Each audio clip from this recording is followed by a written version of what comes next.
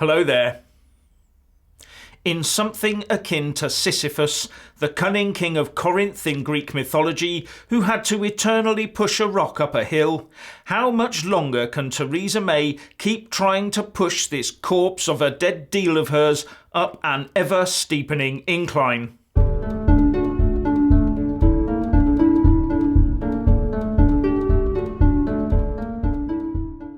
It is expected that after her defeat in the Commons yesterday, Theresa May will once again rack up the Brexit travel expenses by heading over to Brussels to try and salvage her deal. And once there, she will try to convince anyone who can be bothered to listen that she can still steer the Brussels-authored withdrawal agreement through the House. But as far as I can see, the only new thing she will be bringing to the table is a climb down on demands for legally binding changes to the Irish backstop protocol part of the agreement. Bloomberg reports that the PM is ready to compromise on this, and that the EU could give her a separate document as an annex to the agreement that would expand on the backstop to include review clauses and a commitment to explore technological alternatives. Bloomberg also said that Brexit Secretary Stephen Barclay told the European Union's chief Brexit negotiator Michel Barnier during a private meeting Monday that the government is not pursuing a reopening of the withdrawal agreement. Now, coming after previous talk from Theresa May about getting significant and legally binding changes to the backstop, this news will light the blue touch paper amongst Brexiteers. And how on earth does our PM think that bringing back what is in effect just another assurance make her deal any more attractive to MPs, let alone the country? And when will those MPs who support this so-called deal wake up and smell the coffee?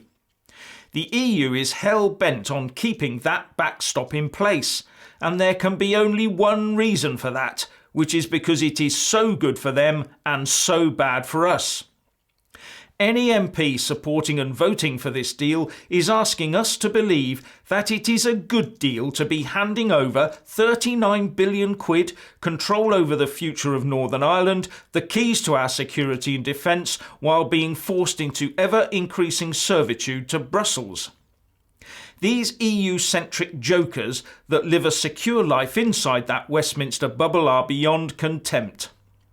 Now, while the PM pushes on with her deal, we hear that 8 of those EU-centric jokers of government ministers might resign unless the Prime Minister rules out a no-deal Brexit, with some saying they'll go by the end of the month if no action is taken to stop the no-deal possibility. According to the Evening Standard, those that would resign include Amber Rudd, David Gauke, Greg Clark and David Liddington, with other possibilities being Damien Hines, David Mundell, Caroline Noakes and Claire Perry. While that other EU-centric joker, the chair of the Liaison and Health Select Committees, Tory MP Sarah Wollaston, restated on the BBC Politics live show at lunchtime today that she would resign the party whip if the delivery of a WTO exit became the government policy. In normal times, I would say bring on a general election, but the thought that Jeremy Corbyn and his clowns might just get their sticky fingers on the levers of power fills me with equal dread to the current lot. Never have the lyrics of the 1972 Steelers Wheel song "Stuck in the Middle with You" been so apt. You know the line. Clowns to the left of me, jokers to the right, here I am, stuck in the middle with EU. Now there's a meme for you. Now for something new. When the UK leaves the EU, the Eurocrats have so far decided that they won't recognise our stock exchange anymore because it is outside of their regulatory framework. They presumably therefore thought that the city would decamp into the EU toot suite, taking all their profits and tax with them. But EU-based asset fund managers are worried that they will end up being hamstrung by an uncompetitive EU market where the dual listing of shares is concerned, as, after Brexit, they would not be allowed to trade them in London. But instead of pulling the trade into the bloc, The FT reports that EU fund managers are saying that it would instead be better for them to move the whole show out of the EU and into the City of London. And the German Investment Funds Association, or BVI, said, "Without equivalence granted to UK trading venues, we see the real possibility of EU 27 fund managers locating operations in the future in the UK." Oh dear. That's gone a bit off the Remainers' script, hasn't it?